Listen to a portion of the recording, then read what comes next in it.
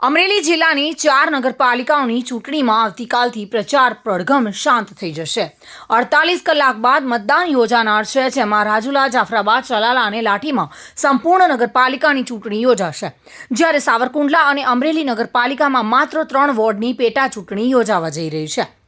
છેલ્લા તબક્કામાં કોંગ્રેસના વરિષ્ઠ નેતા જ્ઞાનીબેન ઠાકોરે ચાલાલા, રાજુલા અને સાવરકુંડલામાં જોરદાર સભાઓ યોજી। આમ આદમી પાર્ટીના નેતા ગોપાલ ઇટાલિયાએ પણ રાજુલામાં પ્રચાર અભિયાન ચલાવ્યું હતું।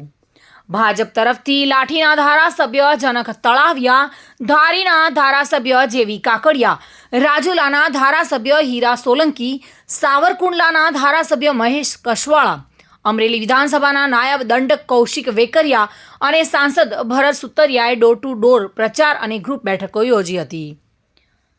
જોકે નોંધપાત્ર બાબત એ રહી છે કે તાજેતરના લેટરકાંડ વિવાદને કારણે ભાજપના કોઈ રાજ્ય કક્ષાના દિગ્ગજ નેતાઓ કે સ્ટાર પ્રચારકો અમરેલી જિલ્લામાં જોવા મળ્યા નથી અને હવે ઉમેદવારો ઘરે ઘરે જઈને ખાનગી રીતે મત મેળવવાનો પ્રયાસો કરશે। જોકે અમરેલી નગરપાલિકા ચૂંટણીમાં કોંગ્રેસનો પ્રસાર દમદાર રહ્યો છે। જ્ઞાનીબેન ઠાકોરની સભાઓથી વિપક્ષ મજબૂત જોવા મળી રહ્યો છે અને લેટરકાંડ ભાજપને અસર કરશે તેવું લાગી રહ્યું છે। પાર્ટીની વિચારધારા એ સત્તા માટે નહીં પણ સેવા માટે છે અને સંઘર્ષ માટે છે। જ્યાં પણ અન્યાય થશે ત્યાં કોંગ્રેસના કાર્યકરો અમરેલીના હોય કે સમગ્ર ગુજરાતના હોય, આ પાયલબેનના દાખલા ઉપરથી સમગ્ર ગુજરાતની મહિલાઓને અને કોંગ્રેસને ક્યાંક ને ક્યાંક જે તે વિસ્તારમાં મહિલાઓનું કે કોઈ પણ ક્રાઇમ બને ત્યારે પ્રોટેક્શન આપવા માટેનું મનોબળ વધ્યું છે અને જ્યારે પણ આવી કોઈ ઘટના અમે એમ માનીએ છીએ કે રાજ્ય સરકાર કાયદો અને વ્યવસ્થા જાળવે, બેન દીકરીઓની સુરક્ષા માટે ગંભીર રહે, પણ ક્યાંક આવી ઘટના બનશે તો જેમ અમરેલીએ જિલ્લા કોંગ્રેસ સમિતિએ સાથે મળીને પ્રોટેક્શન આપીને એક ઉદાહરણ પૂરું પાડ્યું, એમ જ્યાં જ્યાં જ્ઞાનીબેન અને જેનીબેન, જ્ઞાની ને જેનીની જોડી આમ તો લોકસભામાં અમે એવું ઈચ્છતા હતા કે અમરેલીની જનતા એ જ્ઞાનીની ને જેનીની જોડીને લોકસભામાં મૂકશે, પણ જનતાનો જનાદેશ એ માથા ઉપર હોય। પણ જે રીતે છે, જે સેવાનો મોકો કરવાનો મળ્યો છે, જિલ્લા કોંગ્રેસ સમિતિના પ્રમુખ અને એ પણ જિલ્લા પંચાયતના પ્રમુખ તરીકે પણ રહેલા છે, ત્યારે અહીંના લોકલ ભૌગોલિક સ્થિતિ પ્રમાણે જે કાંઈ પ્રશ્નો છે એ પ્રશ્નો એક સમય હતો 2017 થી 22 સુધીનો કે આ વિસ્તારના 5 ધારાસભ્યો અમરેલીના એક પ્રશ્ન લોકસભામાં રજૂ કરીને વાત સરકાર સુધી પહોંચાડતા હતા, પછી કોઈ પણ પ્રકારનો હોય, અને 5 વર્ષની અંદર આ વિસ્તારમાં સારામાં સારું કામ કરવા માટેની કોંગ્રેસના ધારાસભ્યોએ જે પહેલ કરી એનું પાછું પુનરાવર્તન થાય અને આવનાર સમયમાં સાથે મળીને લોકોના હિતમાં એ તમામ અમારા કોંગ્રેસના કાર્યકરો કામ કરે એવી અપેક્ષા સાથે આજે આ કાર્યક્રમમાં જે નગરપાલિકાની ચૂંટણીમાં જવાબદારી સોંપી છે અમે ત્યાં જઈશું અને જે લોકોની જે માગણીઓ છે અને એક વેદના છે એ વેદના કોંગ્રેસનું રાજ આવે, એ કોંગ્રેસ પાર્ટીને આશીર્વાદ મળે અને અમારો નાનામાં નાનો કાર્યકર એ ઈમાનદારીથી લોકોની આશા અપેક્ષાઓ પૂરી કરશે। એ ધાર્મિક પ્રસંગ હતો અને ધાર્મિક પ્રસંગમાં જેટલી સમરસતા આવે આ ભારતીય જનતા પાર્ટીમાં હવે નીચેથી લોકોને જાગૃત કરવા પડશે કે અંદરો અંદર સાંજ સુધી જે ભાજપના આગેવાનો હોય કે જે એમના કાર્યકરો હોય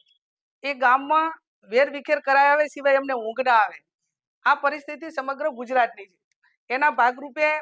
ગઈકાલે ધાર્મિક પ્રસંગ હતો કે તમે એવી સમરસતા ગામની અંદર લાવો કે જેથી કરીને કોઈ ક્રાઇમ જ ન બને અને કોઈ પણ નાના મોટો ક્રાઇમ બને તો ગામના વડીલો અને લોકલ લેવલે એનો પતાવટ થાય। ભારતીય જનતા પાર્ટીનો એક આખો રોડ મેપ બનાવેલો છે કે ભાઈ કઈ રીતે ઝઘડાવવા, કઈ રીતે વકીલોને પાસેથી ફી ઉઘરાવી, કઈ રીતે ડોક્ટરોને, એવું એક આખું લોકોને બરબાદ કરવા માટેની એક જે એમની મેન્ટાલિટી છે એમાંથી લોકો બહાર આવીને આ ક્રાઇમમાંથી બહાર નીકળે। એટલે મારો કહેવાનો અર્થ એટલો જ હતો કે ગામમાં તમામ સમાજના લોકો હળી મળીને ભાઈચારાની ભાવનાથી રહે અને ગામમાં કોઈ નાના મોટી ઘટના બને તો ગામ લેવલે એનું સમાધાન કરીને એક સમરસતાનું ઉદાહરણ પૂરું પાડીને જે પોલીસ પાસે જઈને વર્ષો સુધી જ્યાં સુધી કેસ ચાલે ત્યાં સુધી એકાબીજા પરિવારો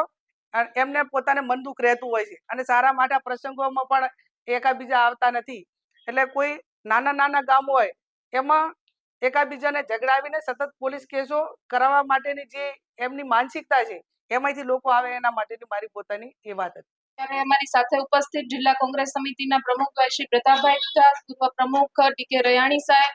મારા શહેર કોંગ્રેસ સમિતિના પ્રમુખ સંદીપભાઈ પંડ્યા, તાલુકા કોંગ્રેસ સમિતિના પ્રમુખ મનીષભાઈ ભંડેરી, કિસાન સેલના પ્રમુખ એવા માનનીય સત્યમભાઈ મકાણી, યુવક કોંગ્રેસના પ્રમુખ સંદીપભાઈ ધાનાણીની સાથે તમામ જિલ્લા કોંગ્રેસ સમિતિના આગેવાનો આત્રે ઉપસ્થિત છે. અનેક મુદ્દાઓ અમરેલી જિલ્લાના પડતર પ્રશ્નો અને એની સાથે સાથે સ્થાનિક સ્વરાજની ચૂંટણીઓ એ મુદ્દાઓને લઈને આવનારા સમયમાં અમરેલીની પ્રજાએ જે પ્રમાણે શાસનથી ત્રસ્ત થઈને જ્યારે આ ચૂંટણીઓ માટે પોતાનો મત રજૂ કરવા જવાનો છે ત્યારે માનનીય ગેનીબેન આપ અંગે આપણને સંબોધન કરશે, તો હું એમને વિનંતી કરું છું કે ગેનીબેન અત્રે અમરેલીના પ્રેસ મીડિયાને આપ સંબોધન કરો. સંજય વાળા સાથે bureau report, today Gujarati news. આ સમાચાર આપને કેવા લાગ્યા? ટુડે ન્યૂઝને લાઈક, શેર અને સબસ્ક્રાઇબ કરો.